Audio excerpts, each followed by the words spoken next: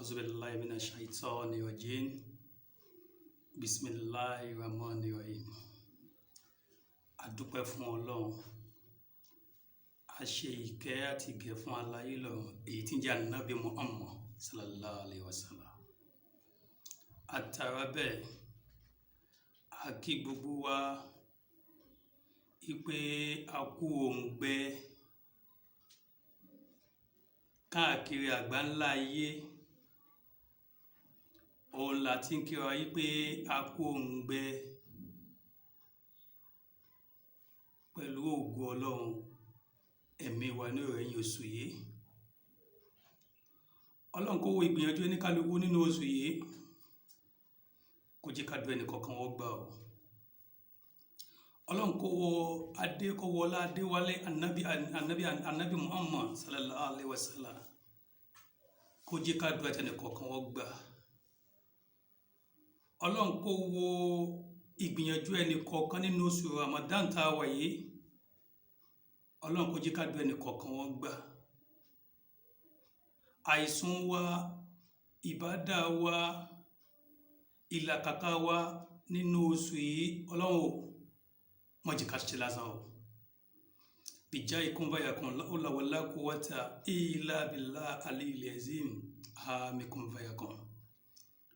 A kí wa ní gbogbo ibi tí a ti ń gbọ́ ní àkókò yìí. Nígbà tí a kí wa tán, kí ni ìgbìyànjú rẹ nínú oṣù Ramadanu yìí? Kí ni ìlàkàkà rẹ nínú oṣù Ramadan yìí? A ti mọ̀ yí pé nínú oṣù Ramadan dandan ni kí iṣẹ́ olóore wa kó lékún ju ti tẹ́lẹ̀ lọ. Oṣù Ramadan jẹ́ oṣù alápọ̀nlé, oṣù àlùbáríkà. Ẹni tí kìí kírun tẹ́lẹ̀ yóò ṣe dandan mọ́ ní ìrìn ọmọ kírun báyìí nísìn, ó lè má pé náà, ó sì lè pé. Ẹni tí tí máa fi gbogbo òun sùn tẹ́lẹ̀tẹ́lẹ̀ lákòókò yìí, òun náà ó jí yóò yan náfìlà kan tàbí méjì, ó lè má ṣe púpọ̀. Ẹni tó jẹ́ wípé ìrun jímọ̀ nìkan ní máa ń kí láàrin ọ̀sẹ̀ kan ní ìsinyìí, yóò fẹ́ mọ́ kí wákàtí 5 pé. Tí àkọ́kọ́ bá tiẹ̀ tó tọ́jú àsìkò tàráwì ní alẹ́ òun, inú mọ́sálásí tiẹ̀ máa ń kún gan ni. Kí ni ìgbìyànjú rẹ?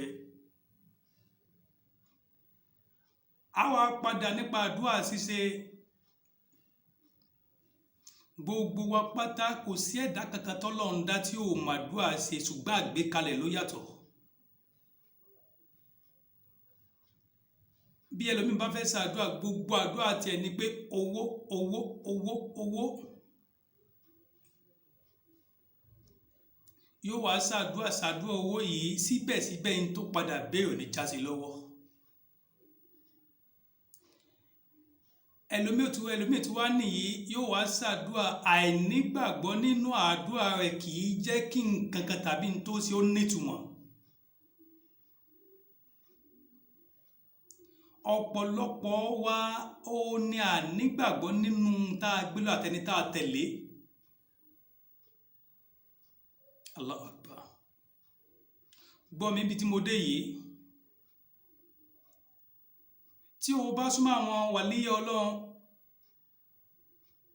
tàbí àwọn wòlíì Ọlọ́run, yálà mùsùlùmí ni ọ́ tàbí kìrìsìtẹ́nì ni ọ́, tí o bá dọ́dọ̀ wọn, tó bá jẹ́ olówó lọ́dọ̀ àwọn wòlíì, tí wọ́n sọ fún pé God bless you, tàbí kó sọ fún pé mo gbàdúrà fún olórúkọ Jésù, ọ̀nà ó sì fún ọ.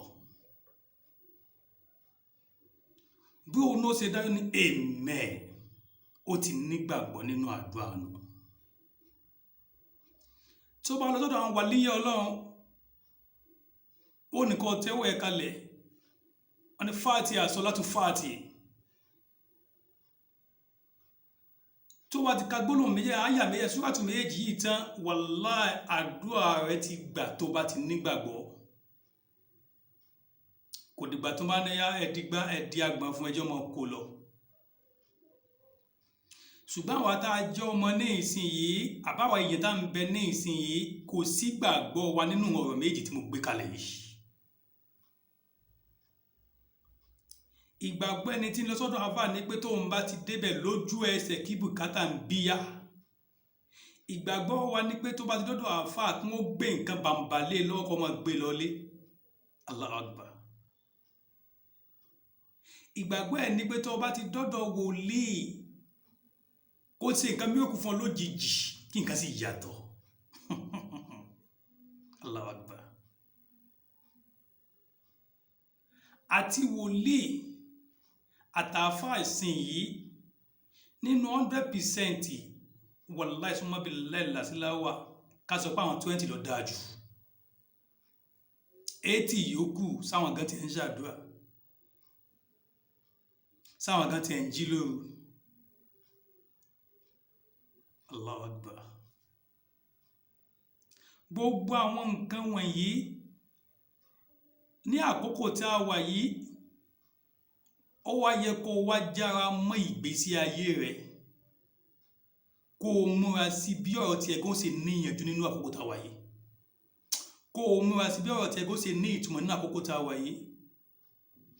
Àwọn sáàmù kan bẹ nínú Bíbélì wàláhì tíyàn bá lò tó fi gbàdúrà fún ara dandan ní kó lórí ìyàtọ̀. Àwọn súrà kan bẹ nínú Al-Qur'an tíyàn bá lò dandan ní kó rí ìyàtọ̀. Súrà tẹ́ kó wọ́gán máa ń ké lójoojúmọ́ ni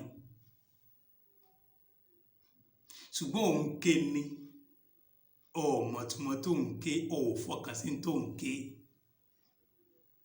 Allahu Akbar. Ọ̀dà ìntàwájọ wá ṣe lákòókò yìí Ọlọ́run wá owó ṣùgbọ́n tí owó fi jáde ni pé àwọn ẹni bí wọ́n ti gbẹ́sẹ̀ lé tí ń jẹ́ ògo àti ìràwọ̀ rẹ̀. Kì í wá ṣàdúrà owó lówó kọ́kọ́ sà tọ́nà ó fi sí fún ọ. Má jẹ́ nìkan tàn ọ́ jẹ pé tí n bá gùn kan fún ọ kí á lọ́nà ó sì fún ọ. Sọ mọ̀ pé bí o ṣe dààmú tó o ṣe wàhálà tó tọ́ ná ibi owó ibi tó sọ pé kò sí yàtọ̀ ńbẹ̀. Ẹ̀kọ́ wọn ń gbọ́ náà ni tí wọ́n bá ti fi nǹkan banú fún ọ wàláhì gbogbo tí ń bẹ lọ́wọ́ ẹ̀ ó kó kalẹ̀. Jí ká wá ṣe báyìí. Àwọn súrátù méjèèjì súrà méjèèjì tí mo fẹ́ sọ fún ọ yìí tó o bá lè mú ní ìbádà inú mi bá dùn. Àwọn súrátù Falak, Kúlí A'udhu Birabbil Falak gbìyànjú mọ́ sa 71. Súrátù Nas, Kúlí A'udhu Birabbin Nas gbìyànjú mọ́ sa 71 ó di méjì. Ayatu Kursiyu mo fi kún ó di mẹ́ta 71. Lẹ́yìn ìgbà yẹn la hawla wala quwwata illa billahi al-aliyyil azim wàá mọ̀ sa 111. Ó ti yá bá wà bí mẹ́rẹ̀ẹ̀rin yìí sá sínú omi tó lè fi wẹ̀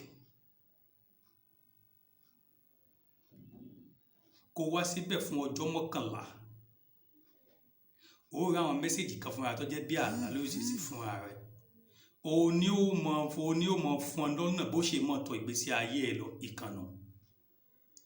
Àwa tí a jẹ́ Kìrìsìtẹ́nì Psalm 9 ó ní kó lọ fi bèrè fún ìtúsílẹ̀. Nígbà tí o bá ti yin Ọlọ́run tí o bèrè fún ìdáríjì ẹ̀ṣẹ̀ Psalm 9 ni kó kà. Wàá kà ní ìgbà 3 sínú omi. Wàá wá gbé omi yẹn sínú ìrìntà mọ́júmọ́. Bí ilẹ̀ bá ti wá mọ́ nìyẹn Allahu Akbar. Nídàjídàjí tí ilẹ̀ bá ti mọ́ gbé omi yẹn wọlé tún ka Psalm 9 yẹn padà sí nígbà 3. Wàá fi omi yẹn wẹ̀ kó fi iyọ̀ sí kó fi omi yẹn wẹ̀. Wàá fi iyọ̀ sínú omi yẹn wàá fi wẹ̀. Gbìyànjú má jẹ́ kọjá fún ọjọ́ 11. Gbogbo wa tí ò ń gbọ́ mi ní àkókò yìí, tí o bá ti ń gbọ́rọ̀ tí mò ń sọ yìí, mo fi Ọlọ́run bá bẹ̀ ọ́, máa bá mi share rẹ̀ débi tí o bá lè dé. Ọlọ́run wọlá ìsìtìjábà tí ń gbẹ́ ń ta yóò gbàdúrà tiẹ̀ náà o, àṣírí tiẹ̀ náà ò ní tú. Ìjà ìkún fàyàkùn láwùlà wàlá quwwata illa billahi alil azim. 080 67 31 90 19 080 67 31 90 19. Ó sì lè darapọ̀ mọ́ àdúrà ojoojúmọ́ lórí WhatsApp. Èyí tó tún wá tẹ̀lé àdúrà ojoojúmọ́ tó ń wò yìí, a ti ṣe registration láyé ọ̀dà ìjọba. Èyí kì í ṣe 419 o. Àdúrà ó gbà, ojú òní tí ọ. Ó kọ́ tèmi Ọba Ìràwọ̀, ó dàbọ̀.